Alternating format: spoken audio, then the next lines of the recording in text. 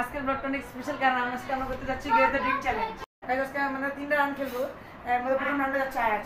তো দেখা যাক কোন ড্রিঙ্কস দেওয়া যায়। গাইস আমি তো অনেক বেশি এক্সাইটেড।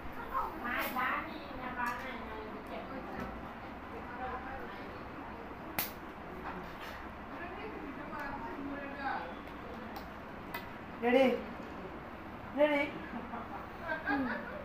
হ্যাঁ গেস ইট। গাইস প্রথম রাউন্ডটা পারলে না, এটা হচ্ছে স্প্রাইট।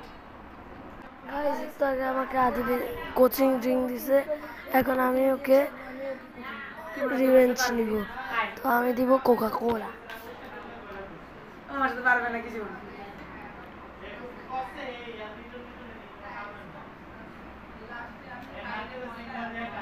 এর তো সুপার ডুপার আছে কোক।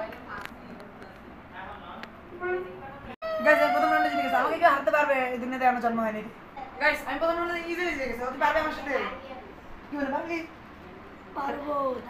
এটা দেবো, এটা জীবনে পারবে না, 100% গ্যারান্টি। হ্যাঁ নাও ফ্রুটিকা।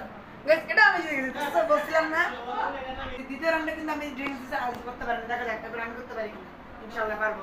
এবার তো হারিয়ে যাবে। Hope for the best.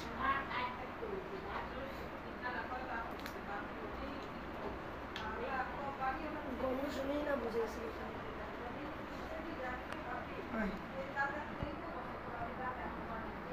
এটা তো very easy, it's very easy Mojo. এই রাউন্ডে আমি খুবই ইজিলি জিতে গেছি। এবার দেখা যাক আজ জিততে পারি কিনা। আজ তো আমি জীবনে জিততে দেবো না। পারবি? তো পারবো, এবার পারবো। এবার তাহলে আমি গাইস আজকে এই ড্রিঙ্কস দিব না, দিব না, এটা দিব না, এটা দিব না, এটা দিব, এটা দিব। আয় পারবো আমি, সমস্যা নেই, জিতে যাবে। টেবিল ডিসেক্ট হয়ে গেছে, কাট দেওয়ার দরকার নেই। পারবি? পারবো। যাক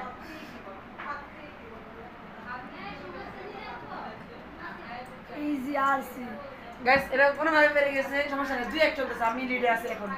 তৃতীয় রাউন্ডে দাস কবে জিততেছে, কিন্তু এবার রাউন্ডে জিততে দেওয়া যাবে না, চেক দেওয়া লাগবে, কারণ আমি লিডে আছি এখনো 2-1।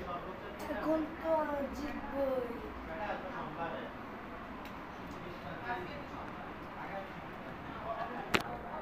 এটা একটু টক টক লাগতেছে না? একটা আলাদা আলাদা নতুন ড্রিঙ্কস, জুনিয়রটা আছে না ওটা।